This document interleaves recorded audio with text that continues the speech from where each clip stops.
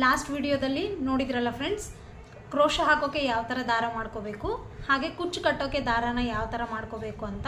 ಈ ವಿಡಿಯೋದಲ್ಲಿ ನಾವು ಚೈನ್ ಯಾವ ಥರ ಹಾಕ್ಕೋಬೇಕು, ಲಾಕ್ ಯಾವ ಥರ ಮಾಡ್ಕೋಬೇಕು, ಬೀಡ್ ಯಾವ ಥರ ಏರಿಸ್ಕೋಬೇಕು, ಡಬಲ್ ಕ್ರೋಶ ಹಾಕೋದು ಹೇಗೆ, ತ್ರಿಬಲ್ ಕ್ರೋಶ ಹಾಕೋದು ಹೇಗೆ, ಹಾಗೆ ಹಾಫ್ ಕ್ರೋಶ ಹಾಕೋದು ಹೇಗೆ, ಪ್ರತಿಯೊಂದನ್ನು ನಾನು ಡೀಟೇಲ್ ಆಗಿ ನಿಮಗೆ ಹೇಳ್ಕೊಡ್ತೀನಿ. ಓಕೆ ಫ್ರೆಂಡ್ಸ್, ನಾವೀಗ ವಿಡಿಯೋನ ಸ್ಟಾರ್ಟ್ ಮಾಡೋಣ. ಹೆಲೋ ಫ್ರೆಂಡ್ಸ್, ನಮಸ್ತೆ, welcome back to our channel Saika creations.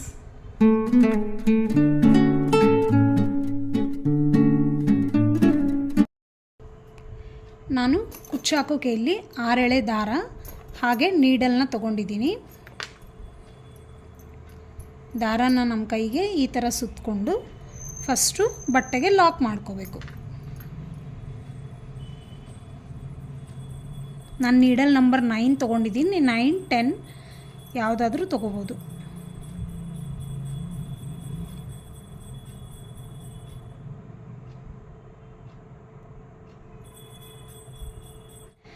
ನಾವಿಲ್ಲಿ ದಾರನ ಬಟ್ಟೆಗೆ ಲಾಕ್ ಮಾಡ್ಕೊಂಡು ಆದಮೇಲೆ ಕೈಗೆ ಈ ಥರ ದಾರನ ಸುತ್ತಕೊಂಡು ನೀಡಲ್ನ ಇಟ್ಕೊಂಡು ಇಲ್ಲಿ ಬಂದಿರೋ ಹೋಲಲ್ಲಿ ನೀಡಲ್ನ ಹಾಕಿ ದಾರನ ಒಳಗಡೆ ತಂದರೆ ಒಂದು ಚೈನ್ ಆಗುತ್ತೆ. ಇದೇ ಥರ 2, 3, 4 ಈ ಥರ. ಇದು ಎಲ್ಲಿಗೆ ಬರುತ್ತೋ ಅಲ್ಲಿಗೆ ನೋಡಿಕೊಂಡು ಬಟ್ಟೆಯಿಂದ ತೊಗೊಳೋದಕ್ಕೆ ಲಾಕ್ ಅಂತ ಹೇಳ್ತೀವಿ. ಬಟ್ಟೆಗೆ ದಾರನ ಲಾಕ್ ಮಾಡ್ಕೊಳ್ಳೋದು ಅಂತ ಹೇಳ್ತೀವಿ ಇದನ್ನು. ಇನ್ನೊಂದು ಸತಿ ಹೇಳ್ತೀನಿ ನೋಡಿ. ಚೈನ್ ಇದು 1, 2, 3,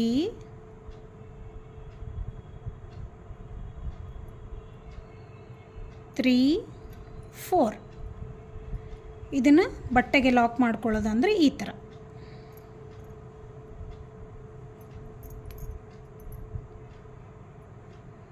ಈಗ ನಾನು ಬೀಡ್ ಯಾವ ಥರ ಇನ್ಸರ್ಟ್ ಮಾಡಬೇಕು ಅಂತ ಹೇಳ್ತೀನಿ.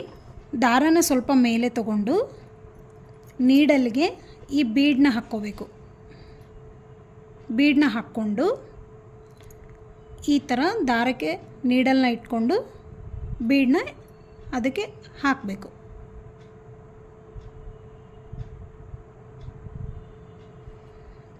ಹಾಕಿದ್ದಾದಮೇಲೆ ಇಲ್ಲಿರೋ ಹೋಲಿಂದ ದಾರನ ಒಳಗಡೆ ತೊಗೊಂಡ್ರೆ ಇದನ್ನು ಬೀಡ್ ಲಾಕ್ ಅಂತ ಹೇಳ್ತೀವಿ.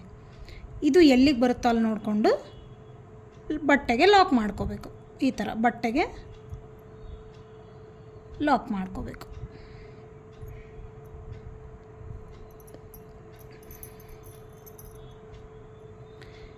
ನೆಕ್ಸ್ಟು ಹಾಫ್ ಡಬಲ್ ಕ್ರೋಶೆ ಯಾವ ಥರ ಮಾಡೋದು ಅಂದರೆ, ನೀಡಲ್ ಮೇಲೆ ಒಂದು ಸತಿ ದಾರಾನ ತಗೊಂಡು ಈ ಥರ ಬಟ್ಟೆಗೆ ಹಾಕ್ಕೊಂಡು ದಾರನ ಒಳಗಡೆ ತಂದರೆ ಇಲ್ಲಿ 3 ದಾರ ಇರುತ್ತೆ. 3 ದಾರದ್ರೊಳಗಿಂದನೂ ದಾರನ ತೊಗೊಳೋದಕ್ಕೆ ಹಾಫ್ ಡಬಲ್ ಕ್ರೋಶೆ ಅಂತ ಹೇಳ್ತೀವಿ. ಇನ್ನೊಂದು ಸತಿ ಹೇಳ್ತೀನಿ ನೋಡಿ. ನೀಡಲ್ ಮೇಲೆ ದಾರನ ತಗೊಂಡು ಈ ಥರ ಬಟ್ಟೆಗೆ ಒಳಗಡೆಯಿಂದ ದಾರನ ತೊಗೊಂಡ್ರೆ ನೀಡಲ್ ಮೇಲೆ 3 ದಾರ ಬರುತ್ತೆ. 3 ದಾರನೂ ಸೇರಿಸಿ ಒಂದು ಮಾಡೋದನ್ನು ನಾವು ಹಾಫ್ ಡಬಲ್ ಕ್ರೋಶ ಅಂತ ಹೇಳ್ತೀವಿ. ಈಗ ಡಬಲ್ ಕ್ರೋಶ ಯಾವ ಥರ ಮಾಡೋದು?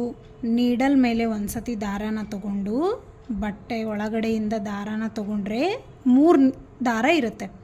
2 ದಾರ ಸೇರಿ 1 ಮಾಡಬೇಕು. 2 ದಾರ ಸೇರಿ 1 ಮಾಡಿದರೆ ಕಂಬ ಅಥವಾ ಡಬಲ್ ಕ್ರೋಶೆ ಅಂತ ಹೇಳ್ತೀವಿ. ಇನ್ನೊಂದು ಸತಿ ತೋರಿಸ್ತೀನಿ ನೋಡಿ. ನೀಡಲ್ ಮೇಲೆ ದಾರನ ತಗೊಂಡು ಬಟ್ಟೆ ಒಳಗಡೆಯಿಂದ ದಾರನ ತಂದರೆ ನೀಡಲ್ ಮೇಲೆ 3 ದಾರ ಇರುತ್ತೆ. 2 ದಾರ ಸೇರಿ 1 ಮಾಡಿ 2 ದಾರ ಸೇರಿ 1 ಮಾಡಿದರೆ ಡಬಲ್ ಕ್ರೋಶೆ ಆಗುತ್ತೆ, ಕಂಬ ಅಂತ ಹೇಳ್ತೀವಿ. ಆಲ್ಮೋಸ್ಟ್ ನಾವು ಇದನ್ನೇ ಜಾಸ್ತಿ ಯೂಸ್ ಮಾಡ್ತೀವಿ.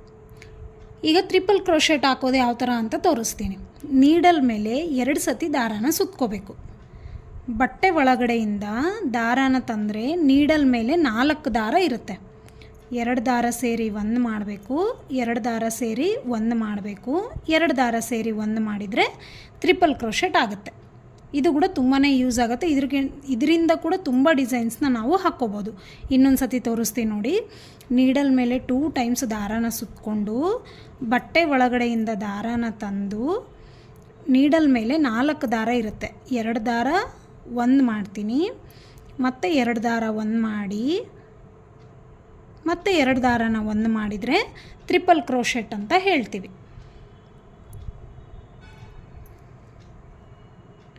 ಇದು ಸಿಂಗಲ್ ಚೈನ್ಸ್, ಇದು ಲಾಕ್ ಮಾಡೋದು. ಇದನ್ನು ಬೀಡನ್ನ ಹಾಕೋದು, ಬೀಡನ್ನ ಹಾಕಿ bead lock, next half double crochet ಹಾಗೆ ಟ್ರಿಪಲ್ ಕ್ರೋಶೆ, ಪಿಕಾಟ್ಸ್ ಅಂತ ಮಾಡ್ತೀವಿ. ಅದನ್ನು ಯಾವ ಥರ ಮಾಡಬೇಕು ಅಂತ ಹೇಳ್ತೀನಿ. ಈ ಥರ ತ್ರಿಬಲ್ ಕ್ರೋಶೆ ಅಥವಾ ಡಬಲ್ ಕ್ರೋಶೆನ ಹಾಕ್ಕೊಂಡ್ಬಿಟ್ಟು ಇಲ್ಲಿ 3 ಚೈನ್ಸ್ನ ಹಾಕಬೇಕು. 3 ಚೈನ್ಸ್ನ ಹಾಕಿದ ಮೇಲೆ ಇಲ್ಲಿ 2 ಕಂಬಗಳಿರುತ್ತಲ್ಲ ಅದರ ಮಿಡಲಿಂದ ನಾವು ದಾರಾನ ತಂದು 2 ಸೇರಿ 1 ಮಾಡಿದರೆ ಇಲ್ಲಿ ಒಂದು ಪಿಕಾಟ್ ಅಂತ ಹೇಳ್ತೀವಿ.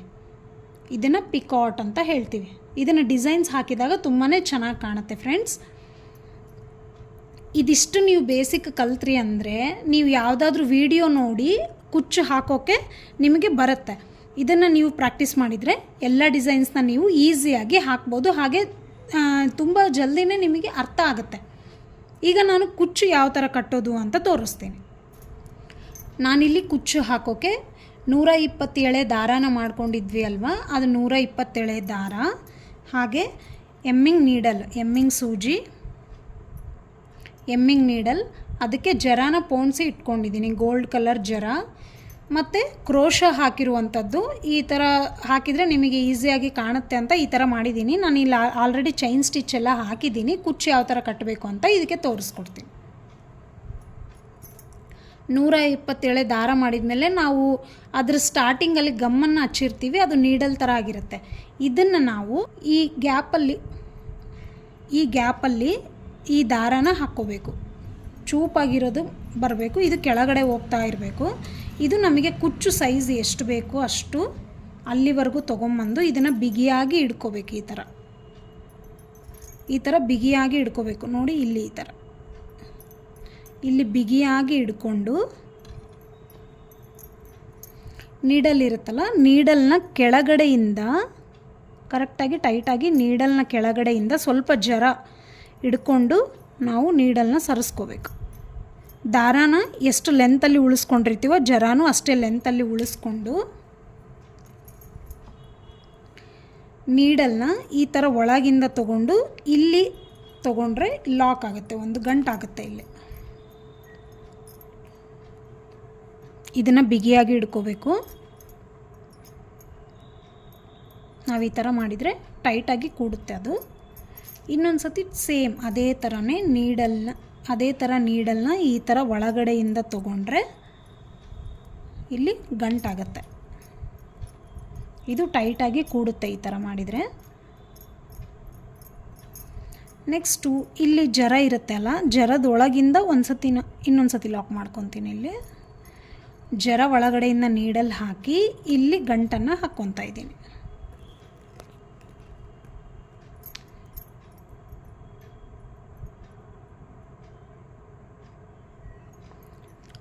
ಈ ಥರ ಹಾಕ್ಕೊಂಡ್ಮೇಲೆ ನೀಡಲ್ನ ಕೆಳಗಡೆ ತಗೋಬೇಕು.